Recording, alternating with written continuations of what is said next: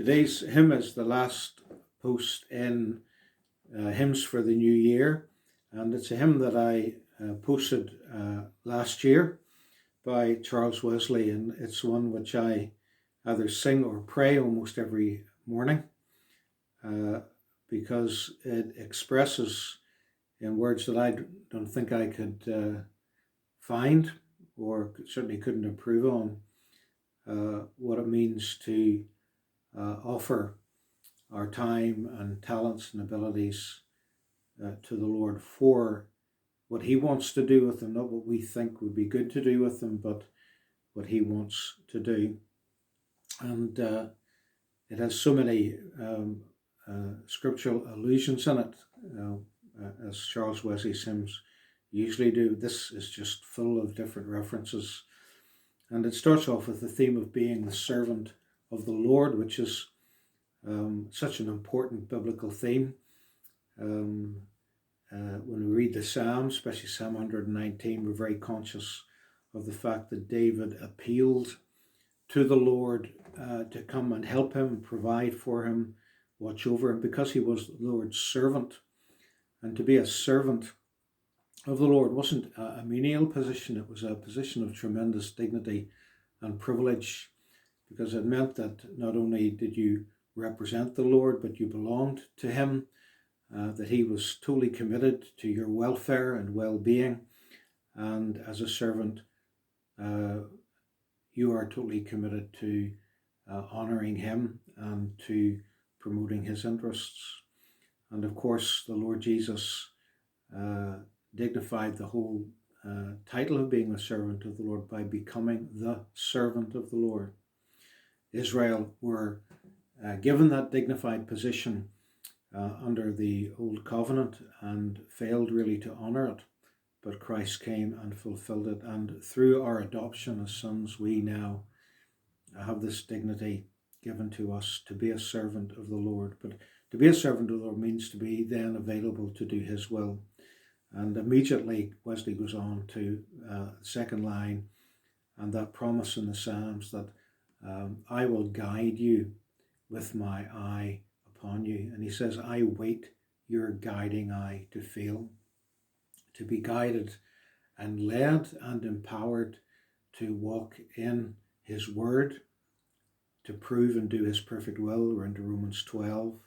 Joyful from my own works to cease. And we're into Hebrews 3 and 4 there, and the promise of God's rest. And the promise of His rest was something that Israel failed to enter into, but Christ, in fulfilling the Father's will and doing the works the Father gave Him to do, entered into that rest that God had promised for His people. And as He's entered into that rest, so we in Him may enter that rest that He has gained. And so we're into the whole wonderful theme of the Sabbath rest. And that place of, it's not a rest of inactivity, but it's a rest whereby we are not striving in our strength or our wisdom to try and do the will of God, but we are learning to let Christ, as we take His yoke upon us and allow Him to be our teacher, Christ to teach us and work within us what is good and pleasing to His Father. And so at the start of a new year, I find this is such a wonderful hymn to be able to draw upon in Adullam's cave. Verse 2, if your grace will choose to use, how wonderful is that? Weakest of all your creatures, me, the work, the time, the manner choose, then all my works, your works should be. That's complete yieldedness to Him. Lord, you choose the work, you choose the time and when it's done, and you choose the manner of it. That's Christ in us praying and teaching us how to pray and how to seek the will of God. Let all my work through you be done, offered to God through Christ, His Son. My every good but weak desire change, overrule, as you may please. And so to you myself I give, mold as you will this human clay. And now we're into the biblical theme of the potter and the clay. but let me for your glory live. And then we're into Paul saying that whatever we do in word or deed, everything be for the glory of God. That's impossible for us, but Christ in us, our union with Christ in the power of the Spirit, causes this to become more and more true for us in our lives, that everything we do will bring glory to the Lord, whose servants we are. And so I just think this is a wonderful hymn to pray and then to sing. Behold the servant of the Lord, I wait your guiding eye to feel, to hear and keep your every word, to prove and do your perfect will. Joyful from my own works to cease, glad to fulfill all righteousness. Me, if your grace shall choose to use, weakest of all your creatures, me,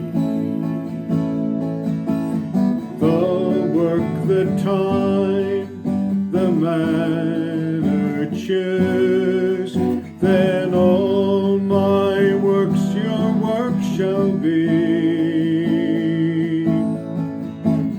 Let all my work through you be done,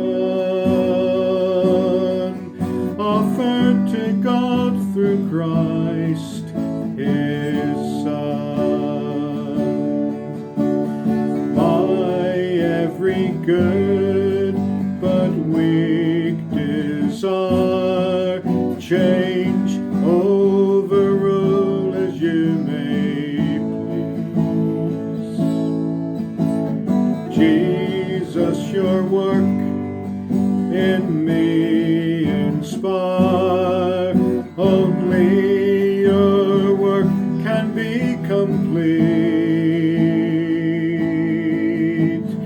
and pleasing in your Father's sight.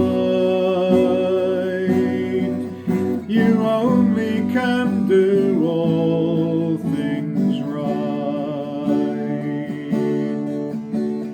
and so to you myself I give, mold as you will this human clay. Lord, let me for your glory live, and let me all your words obey. Serve with a sing